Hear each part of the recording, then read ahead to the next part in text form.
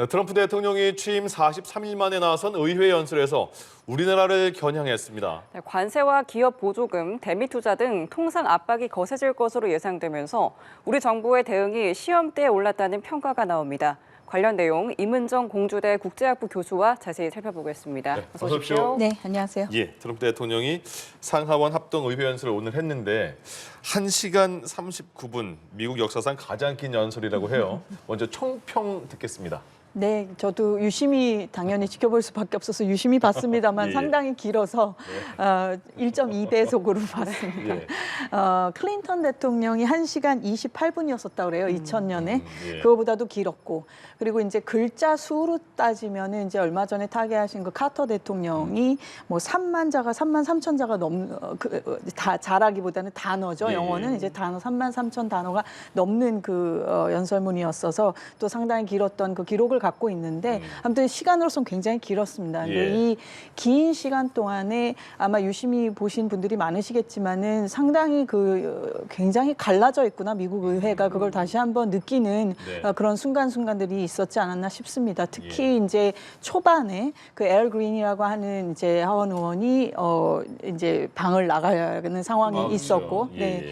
그리고 이제 뭐 아예 뭐 박수를 이제 공화당 의원들은 막 환호를 하는데 민주당 의원들은 뭐 핸드폰을 본다든지 있더라고요. 대놓고 아예 핸드폰을 본다든지 심지어 이제 뭐 그건 잘못됐다, 틀렸다 내지는 뭐 세이프 메디케이드 그래서 뭐 메디케이드를 지켜야 된다 이런 팻말들을 이제 들고 좀 무언에 어떻게 보면 항의를 한다든지 하는 그런 모습들이 보여서 한편으로 좀 글쎄요 미국에서 또 저도 생활을 하고 했었기 때문에 네. 또 그리고 우리의 이제 동맹이기도 하고 그래서 좀 씁쓸한 마음으로 1시간 30분이 넘게 지켜봤던 것 같습니다. 예. 네. 네, 뭐 양극화가 확연하게 이제 느껴졌다라고 말씀해 주셨는데 연설의 상당 부분이 자화자찬 혹은 바이든 전 대통령이나 민주당의 비판으로 좀 채워졌다라는 지적이 나오고 있잖아요. 네, 네. 미국 내 평가는 어떻습니까? 그렇습니다. 아무래도 뭐 우리도 그렇습니다만은 주류 언론들이 상당히 나눠져 있기 때문에 평가는 아무래도 갈라져서 나오는 것 같습니다. 이제 예. 아무래도 민주당 쪽에 좀 더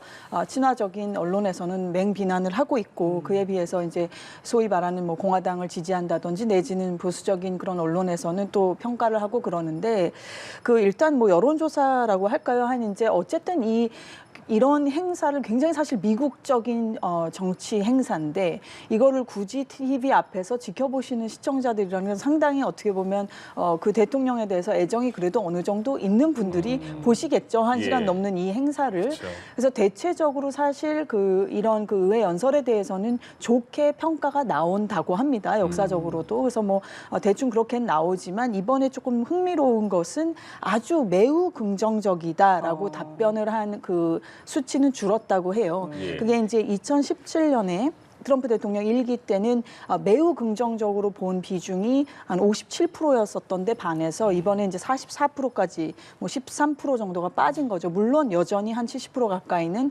긍정적입니다만 그 중에서도 아주 잘했다라고 하는 비중이 이제 줄었다는 거라서 예. 이것을 이제 어떻게 볼 것이냐라는 이제 부분이 좀 있고 뭐 예를 들면 바이든 대통령 같은 경우도 21년에 했었을 때 매우 잘했다 하는 비중이 51% 정도는 있었다라고 해서 아무튼 그 아주 너무 보면서 너무 뿌듯하다 내지는 제가 방금도 말씀드렸다시피 뭐 한편으로 이해는 하면서도 너무 이거는 좀 갈라져 있는 게 아닌가라는 것에 대한 어떤 씁쓸함이 이런 수치로도 나오는 것이 아닌가라고 생각을 해봅니다. 예. 네.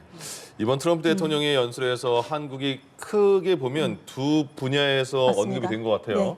먼저 첫 번째, 미국이 한국을 군사안보 측면에서 지원하는데 한국은 미국보다 평균 4배 높은 관세를 부과한다. 이게 4배라고 한 두 번 정도 말한 것 같아요. 4배다.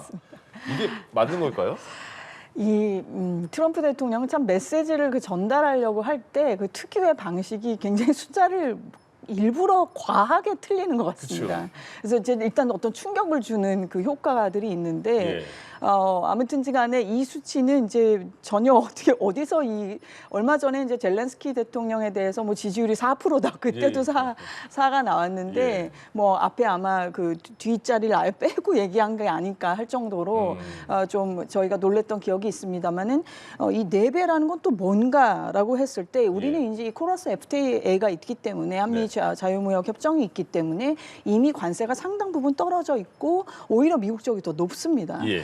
그런데도 불구하고 이제 이런 발언을 한 이제 배경이랄까요, 그 취지랄까라고 하는 것은 결국은 이렇게 군사 동맹으로 지원을 해줬고 했던 국가조차도 어떻게 보면 우리로 인하여 경제적인 이득을 취하고 있지 않느냐라는 것의 하나의 샘플 케이스로, 샘플 사례로 좀 끄집어 내온 것 같고요. 예. 그다음에 이제 이 수치는 뭐 정확하지 않다 하더라도 최근에 이제 그 트럼프 대통령이 전달하고자 하는 것 중에 이 상호 관세라는 이제 개념을 갖고 나왔습니다. 그렇죠. 이 reciprocal tariff라고 해서 관세를 저쪽에서 예를 들면 3%다 그러면 나도 3%.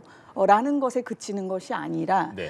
심지어 이제 관세가 아닌 비관세적인 장벽들에 대해서도 나도 상응하는 조치를 취하겠다라고 하는 어떻게 보면 좀 신개념인데요. 예. 이것도 신개념인데 지금 우리나라에 대해서 지금 계속 조금 언급이 있었던 것은 이제 소위 VAT라고 하죠. 이 부가가치세 얘기를 하는데 네. 이제 이게 미국 같은 나라는 이제 50개 주가 있고 미국 이제 여행을 해보시면 각 주에 가면은 각 주마다 그 소비세율이 다르지 않습니까? 그래서 뭐 예를 들면 블랙 프라이데이 때다 그러면은 소비세율이 낮은 주로 가서 뭐 쇼핑을 하는 분들도 있고 이렇잖아요. 근데 그거에 해당하는 게 어떻게 보면 우리나라한테는 이 VAT 부분인데 예. 그것이 말하자면 가격을 지금 높게 가져가는 그 장치가 되어 있는 거기 때문에 네. 이거를 이제 소위 말하는 비관세 장벽으로 인지를 하는 듯한 그런 발언들이 있었어서 그런 걸 지금 염두에 두고 이 4배다 뭐 이런 숫자를 얘기를 한 건가 예. 좀 애써 좀 저도 해석을 해보려고 해석을 하다 하시는군요. 보니까 예. 이제 뭐 수치의 그 정확성은 일단 차치하고서라도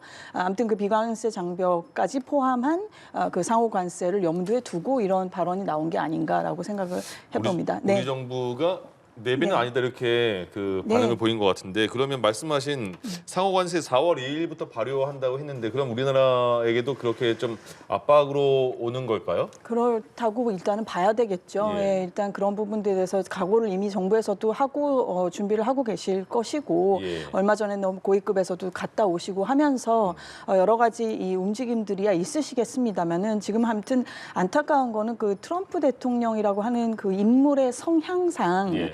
굉장히 그 사람이 딱 느꼈을 때 이거는 해볼 만한 딜이다. 이거를 좀 약간 선제적으로 제시할 필요가 있는 예. 그런 좀 캐릭터인데 이제 그 부분에 대해서 우리가 지금은 어떻게 보면 이제 리더십이 이런 상황이니까 좀 방어적으로만 갈 수밖에 없는 또 상황들이 있어서 예. 이제 그런 부분들이 조금 안타깝죠. 좀 실기를 하고 있는 것 같은 느낌이 있어서 예. 좀 안타까운 생각이 듭니다. 네. 예. 네. 트럼프 대통령이 알래스카 북부와 남부를 네. 잇는 가스관 건설 사업인 알래스카 LNG 프로젝트에 공을 들이고 있는데 이에 대한 발언도 나왔습니다. 네.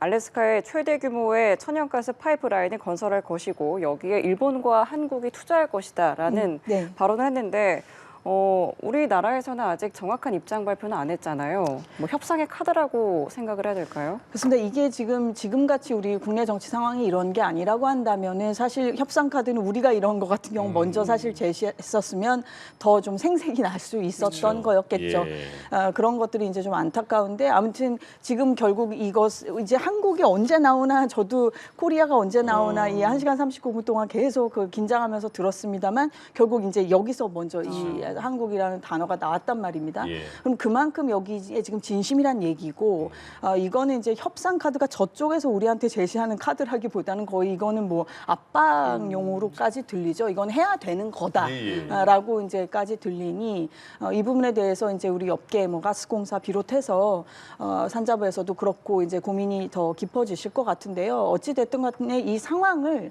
아주 우리에게 유리하게 끌어오는 그 노력도 필요할 것이라고 봅니다. 이 작업을 통해서 물론 막대한 또 자금이 들어가야 되는 것은 맞지만 우리 혼자 또 들어가게 되는 것도 아니고 지금 이미 필리핀 같은 경우도 관심이 있다고 얘기를 했고 뭐 심지어 인도까지도 관심이 있는 그런 내색을 보였기 때문에 일본은 뭐 말할 것도 없고요. 예. 그래서 뭐 여러 나라들이 지금 관심들이 있으니 우리도 이제 여기에서 어떻게 보면 지분을 좀 찾아가면서 또 우리의 유관 산업들이 있지 않습니까? 예. 뭐 예를 들면 하다못해 이제 조선업도 그렇고요. 네. 이제 뭐 LNG 탱커들이 더 주문이 있을 수도 있는 거고 등등하여 아무튼 좀 이걸 긍정적인 어떻게 해서든 좀 긍정적인 방향으로 끌어올 수 있는 그런 노력을 좀 해야 될 것 같습니다. 안 하고 그냥 글쎄 그냥 지나치지는 쉽지 않지 않을까라고 생각을 해봅니다. 예. 네.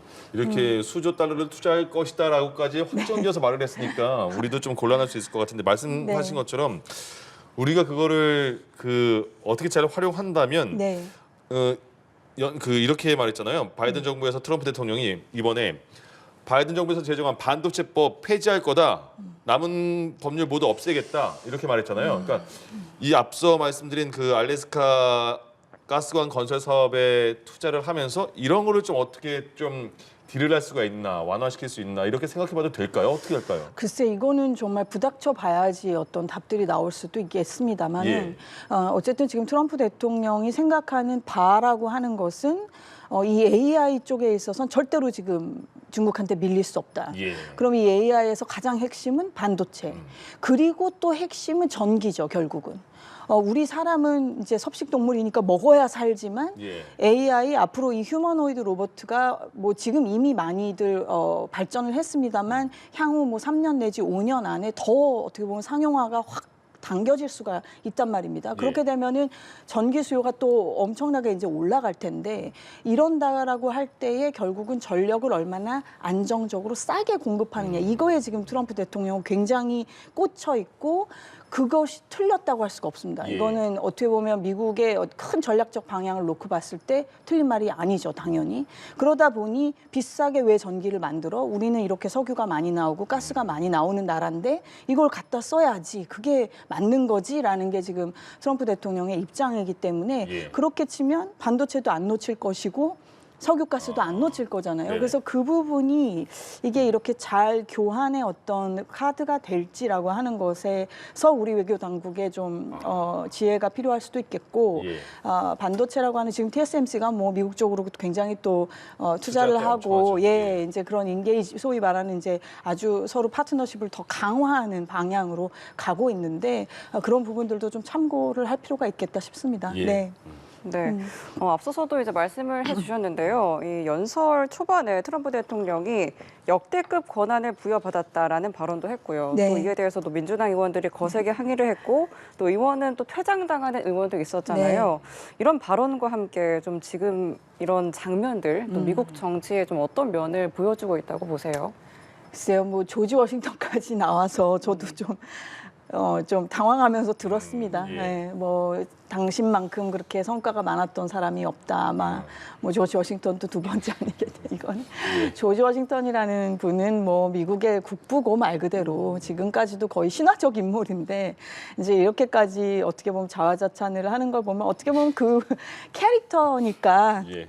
한편으로는 뭐 저 사람의 뭐 성품이 그렇지라고 그냥 흘려들을 수도 있지만 또 한편으로는 이거 좀 너무 과한 거 아닌가 싶기도 하고 예. 아무튼 좀 저도 굉장히 혼란스럽게 그 연설을 계속 들었습니다만 글쎄요 이런 모습들이라고 하는 것이 지지하시는 분들한테야 확 와닿는 부분들이 분명히 있었을 겁니다. 왜냐하면 특히 이제 뭐 성소수자 문제라든지 아니면 뭐 불법 이민에 관한 문제라든지 여러 이런 뭐라 그럴까요? 미국 사회가 어떻게 보면 망가졌다라고 느끼는 분들에 대해서 확 와닿을 만한 얘기를 굉장히 많이 했단 말입니다.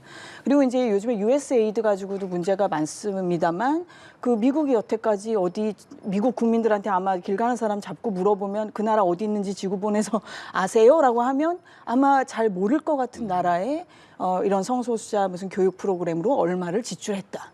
그러면서 쫙 나열을 합니다. 예. 트럼프 대통령이 계속 어느 나라에 얼마, 어느 나라에 얼마. 이게 지금까지 USAID가 한 일이다. 이런 식으로 하는데 이것도 사실 팩트 체크를 하자 그러면 또 끝도 없습니다. 왜냐하면 이게 정확히 그럼 USAID를 통해서 나간 돈이냐 뭐 아니냐부터 시작을 해서 갑론을박이 있음에도 불구하고 이런 식으로 프레임을 딱 가져가 버리는 거죠.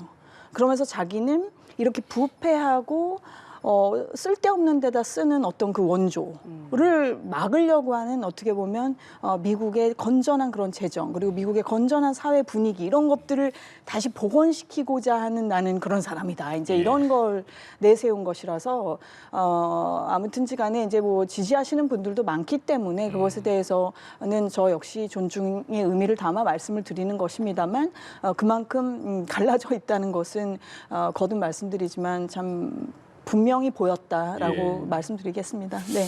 일론 머스크가 정부 효율부 수장이잖아요, 지금. 네. 근데 얼마 전에 첫 번째 강요회의 했는데 거기에도 모자 쓰고 이렇게 그 캐주얼한 정장 입고 와서 근데 마지막에 일론 머스크에게 한마디 할 기회를 먼저 주더라고요, 트럼프가. 그러면서 그 뭐 일론 머스크가 마음에 안 들면 다 쫓아낼 거야 이렇게까지 말을 했잖아요.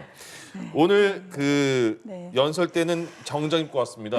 근데 그때도 또 이번에도 칭찬을 해줬고 트럼프 대통령이 확실히 부통령을 뛰어넘는 2인자라고 봐도 되는 겁니까? 글쎄요, 공직이라는 것은 직함이라는 것이 있고 그 직함에 걸맞는 권한이 있는 것이기 때문에 그 권한 자체에 대해서는 제가 뭐 부정할 뜻이 전혀 없으므로 벤스 부통령이 부통령인 것이 맞고 권력 사용상 2인자인 것이 맞지만 뭐 글쎄요, 일론 머스크와의 이런 어떤 케미가 조합이 좋은 것은 뭐 지금 계속 내내 보여지는 것이고 또 일론 머스크가 하고 있는 여러 가지 그런 과격한 어떤 면에서 굉장히 과감하고 과격한 그런 행보들에 대해서 또 거듭 말씀드리지만 박수치는 사람들도 꽤 있는 거거든요. 거듭 말씀드리지만 미국이 그 막대한 부채를 계속해서 갖고 갈 수는 없었을 겁니다. 지금 트럼프 대통령이라는 인물의 그 캐릭터가 굉장히 어떤 면에서 희화화되는 면이 있고 너무 좀 과격한 면이 있고 일론 머스크도 마찬가지고 그렇다 보니까 이들이 하는 개혁의 어떤 행보라는 것에 대해서 우리가 좀 이렇게 좀 저속하게 표현하자면 이렇게 되는 부분이 있지만 그 기저에는 그럼에도 불구하고 이런 게 필요하다라고 느껴왔던 미국 국민들의 요구도 있었던 것이기 때문에 특히 연방 정부에 대한 어떤 그런 비대함이라든지 비효율성이라든지 당장 뭐 사무실이 텅텅 비어 있는데 뭐 일하는 사람이 뭐 물론 재택근무를 하시지만 없다든지 등등 이런 것들이 있었으므로 미국 사회의 어떤 뭐라 그럴까요? 자기 그 혁신이 이런 식으로 어떻게 보면 창조적 파괴라고 할까? 이런 방식으로 지금 찾아온 게 아닌가라고 생각하면서 지켜보고 있습니다. 네. 뜻하는 저속하지 않고 귀여운 표현이었어요. 감사합니다. 감사합니다. 네. 자, 이런 가운데 트럼프 대통령은 젤렌스키 대통령으로부터 중요한 서한을 받았다며 내용을 소개했는데 광물 협정에 참여할 준비가 돼 있다라는 의사를 전해왔다라고 밝혔습니다. 최근에 이제 군사 원조 중단 조치에 좀 이제 젤렌스키 대통령이 백기를 들었다라고 보면 될까요? 우크라이나 입장에서는 참 글쎄요, 그 지난주를 회고해 볼 때. 물론 그 분노는 이해를 하는 부분이 있죠. 트럼프 대통령의 어떤 말이라든지 또 벤스 대통령이 한 말이라든지 어쨌든 주권 국가에 또 전쟁 중인 나라의 수장이 그 말을 가만히 듣고 또 가만히 있었다면 우크라이나 국민들 심정은 어땠겠습니까? 그런 차원에서는 그 반발에 대하여 이해를 못하는 것은 아니지만 그럼에도 불구하고 각 나라를 대표하는 두 분이 카메라 앞에서 그런 식의 대화를 나눈다는 것은 별로 바람직한 그 장면은 아니었죠. 국익에도 도움이 되는 게 아니고. 그래서 이제 그 부분에 대해서는 본인들의 어떻게 보면 그 템포를 특히 약자인 지금 우크라이나의 젤렌스키 대통령 입장에서는 내가 그래도 참았었어야지 하는 생각도 하겠죠. 그리고 이제 지난주에 제가 연합뉴스에서도 말씀드렸다시피 결국은 이거 영국이 아마 움직여야 될 거다라고 말씀을 드렸었는데 아니나 다를까 뭐 찰스 이제 영국 국왕도 만났고 하면서 이제 결국 영국이 뒤를 좀 받쳐주는 모양새라서 아마 제가 추정컨대는 영국이 거듭 말씀드리지만 좀 조정을 해줘야 되지 않나라는 생각을 해봅니다. 이게 또 대륙에 있는 유럽 국가들하고 영국하고 조금 입장도 다르고 미국하고 어떤 그런 친밀도라든지 그런 것들의 차이가 있기 때문에 결국은 만약에 둘을 중재시키려고 한다면 영국이 조금 더 아마 지금도 움직이고 있지 않을까 저는 추정을 해보고 있습니다. 네. 네, 지난달 28일에 회담이 결렬된 이후에 나흘 만에 이제 분위기가 바뀐 거잖아요. 그렇다면 두 정상이 다시 이 협상 테이블에 앉을 가능성에 대해서는 어떻게 보세요? 네, 저는 있을 수 있다고 당연히 봅니다. 트럼프 대통령 입장에서야 굉장히 좀 언짢았었을 것이고 어떻게 보면 여기까지 와서 이렇게 나한테도 어떻게 보면 망신을 줬나라고 생각하는 부분도 있겠지만 그래도 또 실리주의자기 때문에 결국은 지금 우크라이나와 러시아의 전쟁을 갈무리 짓지 않고서는 지금 미국이 원하는 또 방향이 있지 않습니까? 전략적 방향이. 지금 이제 러시아랑은 그만 싸우고 우리는 지금 북극 쪽도 가야 되고 중국도 지금 견제해야 되고 할 일이 많은데 지금 계속 여기에 발목 붙잡혀서 앞으로 나아가지 못하는 상황이 되어서는 안 된다라는 것이 아마 트럼프 행정부 강요들 사이한테도 있을 것이기 때문에 그런 차원에서는 충분히 다시 테이블에 앉을 수 있는 그런 여지는 있다고 생각합니다. 네. 네, 알겠습니다. 이 시간 네. 이문정 공주대 국제학부 교수와 함께 이야기 나눠봤습니다. 오늘 말씀 고맙습니다. 고맙습니다. 감사합니다.